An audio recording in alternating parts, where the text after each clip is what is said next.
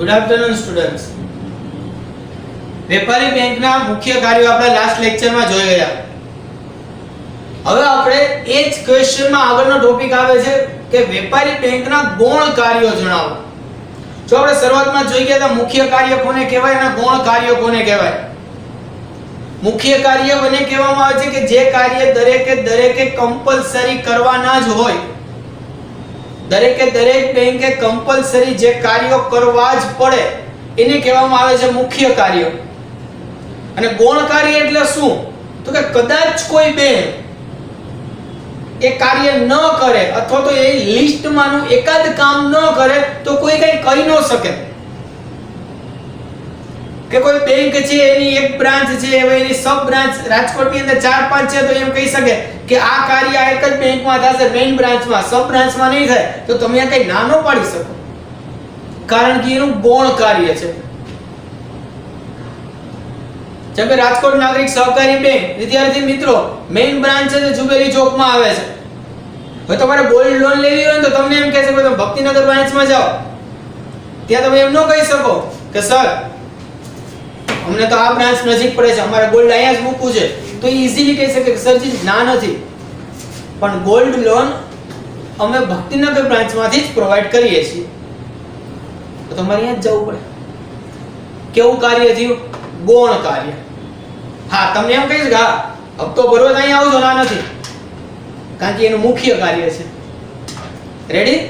તો આવા ગૌણ કાર્યો જે મુખ્ય બે છે એના વિશે આપણા લેક્ચરમાં સ્ટડી કરવાનું છે. તો પહેલું છે ગ્રાહકોના એજન્ટ તરીકે તથા ઉપયોગી સેવાઓ પૂરી પાડવાનું કાર્ય. એજન્ટ એટલે ના બદલે કામ કરનાર વ્યક્તિ. ઘણીવાર વેપારી બેંક છે ને ગ્રાહક વતી કામ કરતી હોય છે, જેને કહે છે ગ્રાહકના એજન્ટ તરીકેનું કામ કરવું. અને અમુક ઉપયોગી સેવાઓ પૂરી પાડવી, જેમ કે એકબીજાથી અજાણ્યા આયાત નિકાસકાર, ઇમ્પોર્ટ એક્સપોર્ટનો બિઝનેસ કરનાર વ્યક્તિ અથવા તો કોઈના કોઈ રીતે ધંધો કરનાર વ્યક્તિ શું કરશે? શાખનું પ્રમાણપત્ર માંગે કે ભાઈ તમે એક વેપારી રાજકોટની અંદર છે, બીજો વેપારી છે મુંબઈમાં છે, તો મુંબઈનો વેપારી એમ કે તમે રાજકોટની તમારી જે શાખા છે, તમારું જે ખાતું છે જે બેંકમાં, ત્યાંથી શાખનું પ્રમાણપત્ર લઈને આપો. એટલે બેંક તમને શાખનું પ્રમાણપત્ર લખી દેશે. એ જે પ્રમાણપત્ર લખી દેશે એની તમે ફોટોકોપી મુંબઈના વેપારીને આપો એટલે આયાત નિકાસનો બિઝનેસ છે તે સ્ટાર્ટ થઈ જશે. એ તમારું ક્રેડિટ રિપોર્ટ છે, શાખનું પ્રમાણપત્ર છે. આ ઉપરાંત ઘણી બધી આર્થિક પ્રવૃત્તિઓ માટે, બાંયધરી માટે વિદ્યાર્થી મિત્રો તમને ખ્યાલ જ હશે, બેંકની પાસબુક માંગે છે. યાદ છે? તમે જોજો, પૂછજો ફાધરને. શું કામ? કારણ કે તમારી જે ક્રેડિટ છે એ બેંક પાસબુક થી દેખાય છે. કારણ કે બેંકની જે પાસબુક હોય છે વિદ્યાર્થી મિત્રો, એ પાસબુકના ફર્સ્ટ પેજ ઉપર તમારું આખું નામ, એડ્રેસ ની વિગત લખેલી હોય છે. અને એ વિગત છોકરાઓ ક્યારે હાથેથી લખેલી નથી હોતી.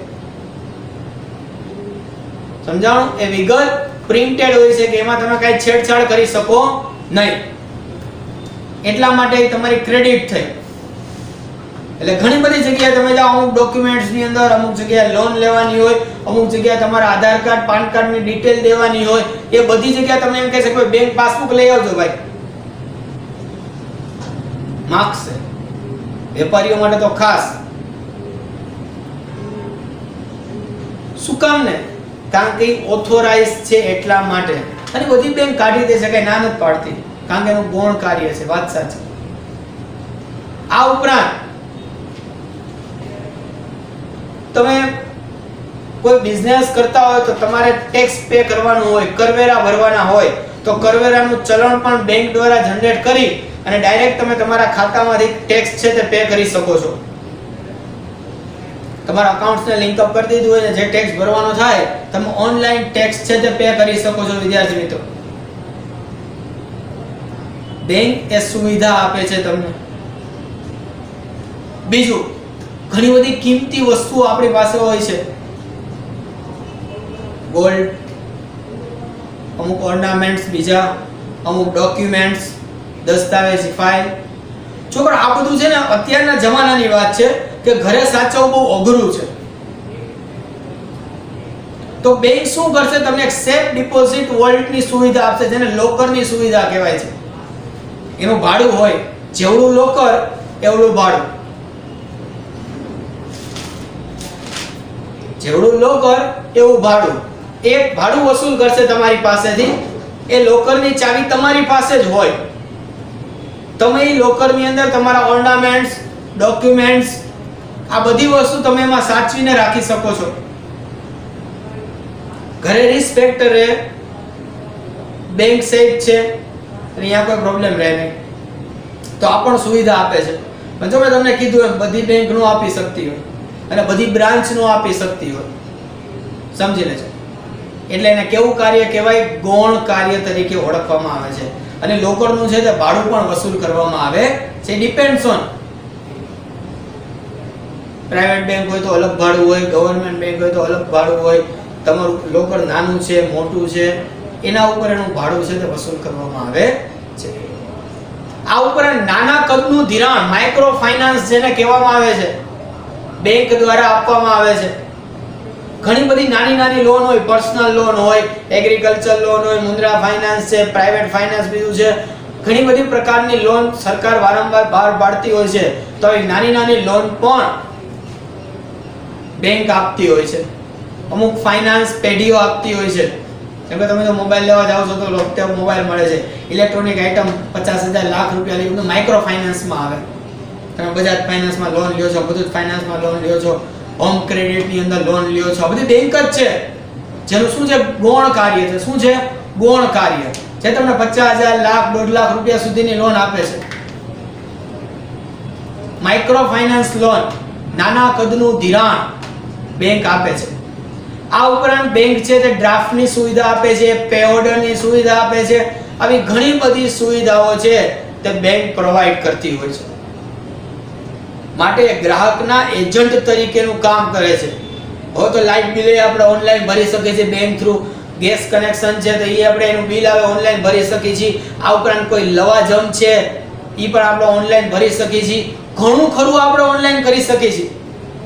આપણા વતી બેંક પે કરી આપે છે. માટે એને કહેવાય છે ગ્રાહકના એજન્ટ તરીકે અથવા તો ઉપયોગી સેવા પૂરું પાડવાનું કાર્ય. જે કેવા કાર્યમાં આવે છે વિદ્યાર્થી મિત્રો? ગૌણ કાર્યમાં. શેમાં આવે છે? ગૌણ કાર્યમાં. રેડી?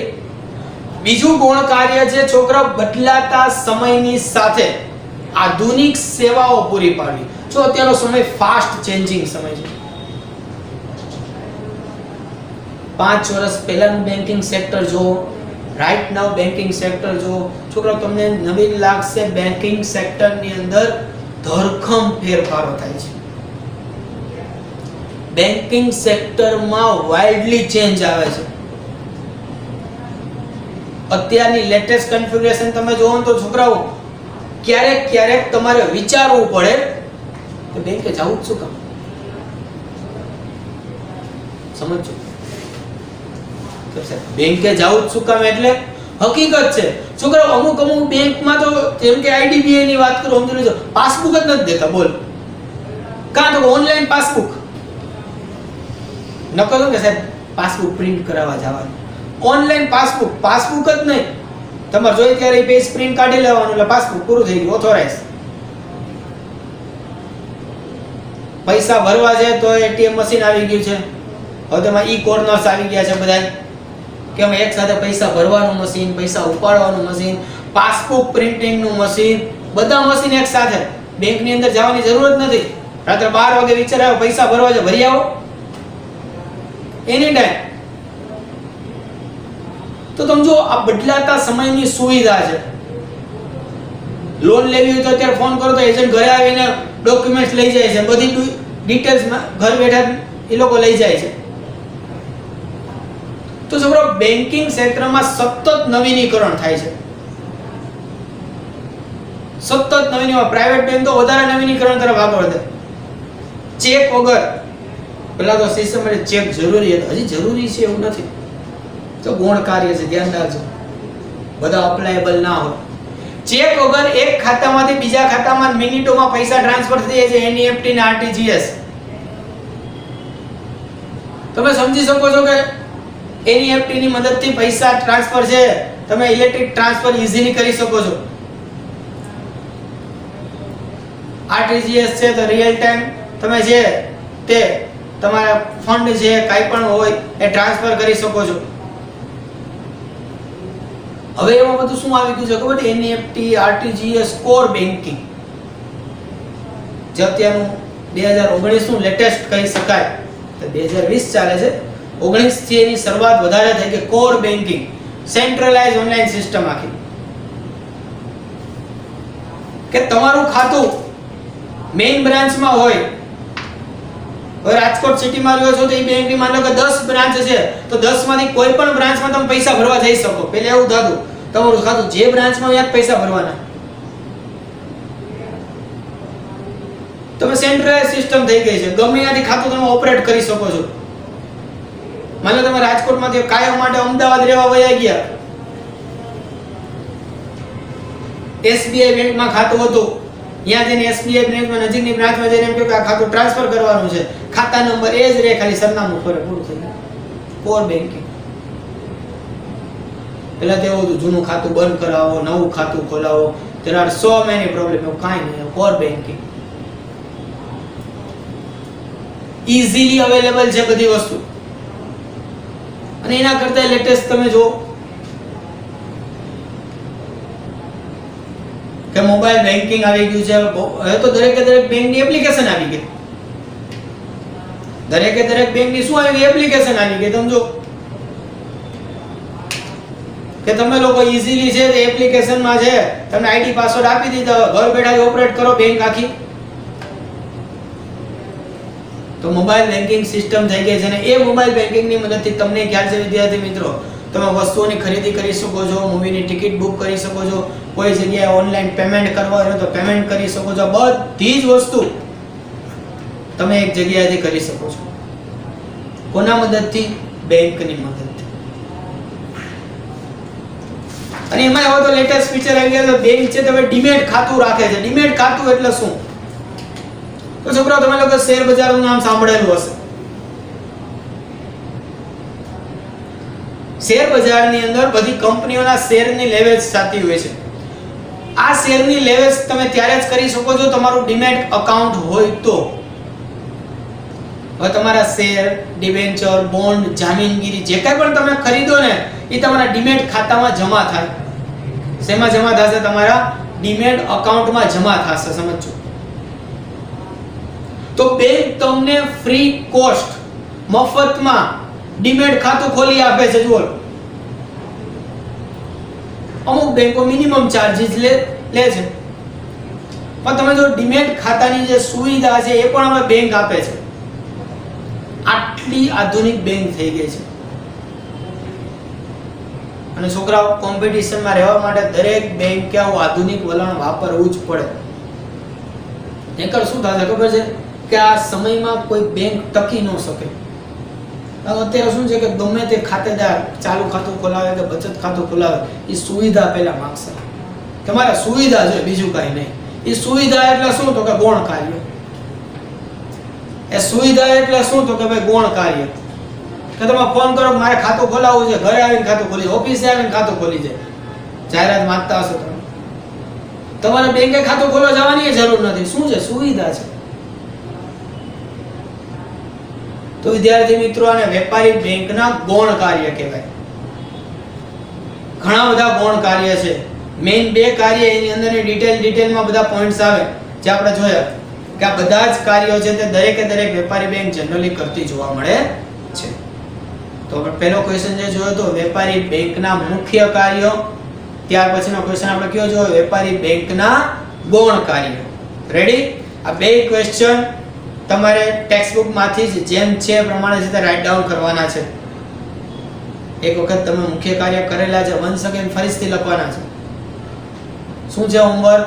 વેપારી બેંકના મુખ્ય કાર્યો. ઓકે, વેપારી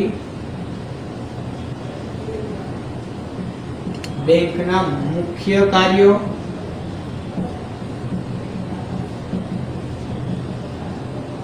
અને ગૌણ કાર્ય. વેપારી બેંકના મુખ્ય કાર્ય અને ગૌણ કાર્ય બે કાર્યો તમારા હોમવર્કમાં એક વખત લખવાના રહેશે. રેડી? ગૌણ કાર્ય નો ડાઉટ અલગથી ક્વેશ્ચન પૂછી શકે 2 માર્ક્સ અથવા તો 3 માર્ક્સ ની અંદર, અને મુખ્ય કાર્ય 5 માર્ક્સ ની અંદર પૂછી શકે. તો આ મેઇન ક્વેશ્ચન આપણો કમ્પ્લીટ થાય છે કે વેપારી બેંકના કાર્યો જણાવો. તો વેપારી બેંકના મુખ્ય 2 કાર્યો હતા, એક મુખ્ય કાર્ય અને એક ગૌણ કાર્ય. રેડી? હોમવર્કમાં એક વખત કમ્પ્લીટ કરવાનું રહેશે. Thank you.